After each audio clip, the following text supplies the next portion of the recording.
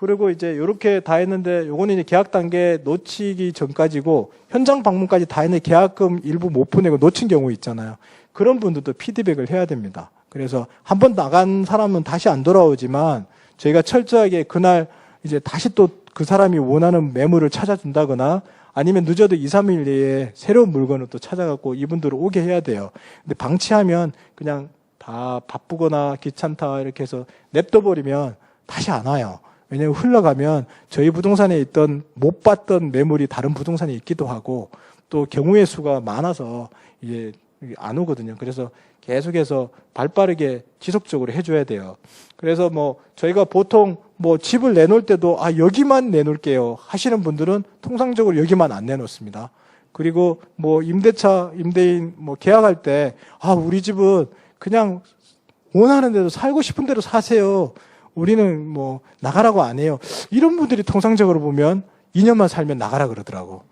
그래서 이게 이 마음에 있는 게 꼭 이게 반대로 흐를 수도 있으니까 그런 부분들을 너무 이 말씀에 초보 공인중개사는 대부분 말을 잘 믿기 때문에 말을 너무 그런 말은 그냥 인사로 하는 얘기구나 이렇게 하는 걸 해야 됩니다. 그래서 여기서 고객도 기다리지 않고요. 손님들이 보통 집을 보면 이렇게 얘기합니다. 집이 너무 좋네요. 그리고 뭐 나중에 다시 올게요. 나중은 없다는 거.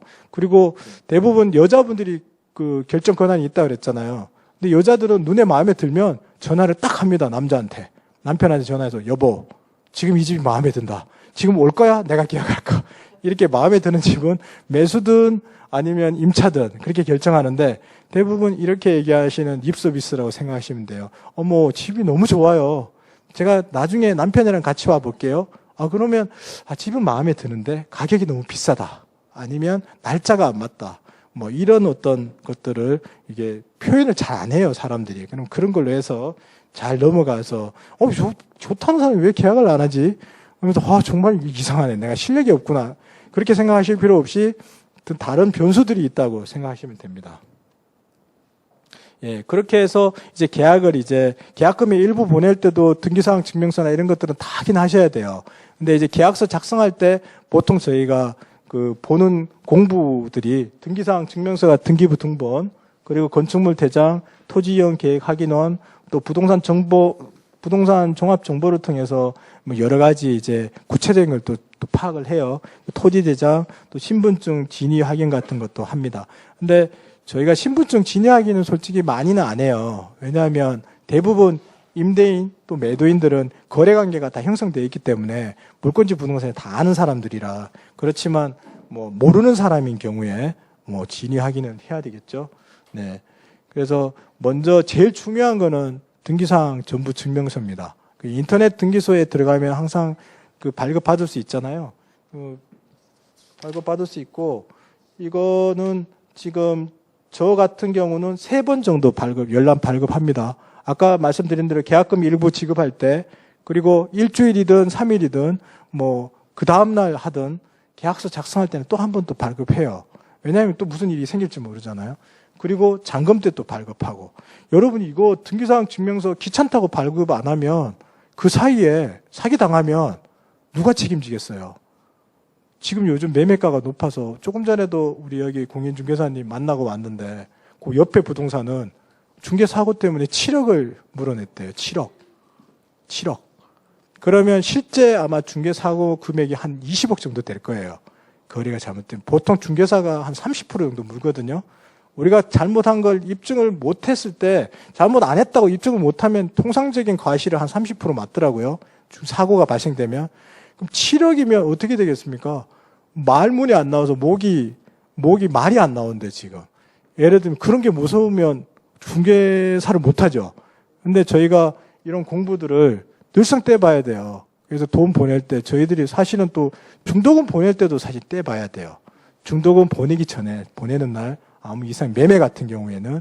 그래서 그런 것들은 귀찮고 돈 뭐 700원도 아깝잖아요. 그렇지만 꼭 떼보고 그리고 특히 재계약서 써줄 때 재계약서에 작성해주면 뭐 수수료 안 받거나 뭐 얼마 받고 그냥 작성해주거든요. 그럴 때도 우리 명판이 안 들어가더라도 문제가 생기면 어떻게 되겠습니까? 당사자 간에 문제가 생기면 무조건 공인중개사한테 달려옵니다. 내 명판도 안 들어갔고 내가 안 했지만 네가 작성해줬잖냐. 네가 작성했다 그러면 또 중개사고 책임을 집니다. 그러니까 뭐든지 작성을 해주든 대피를 해주든 뭘 하든 명판 찍나 안 찍나 똑같아요. 책임은. 대신에 대부분 그렇지는 않지만 99.99%는 안 그러지만 0.0001%가 그런 일이 생기는 걸 내가 막아야 되잖아요. 그래서 등기부 등본은 항상 떼봐야 됩니다. 그래서 요거는 꼭 말씀드리는 거고요. 그리고 이제 등기부 등본 떼면 저희가 지난 시간에 네이버 부동산에 물건 올릴 때 부동산 뱅크나 부동산 서브, 뭐 매경이나 이 포워딩 회사 통해서 올린다 그랬잖아요. 그럴 때 등기부 등본을 보통 첨부해요.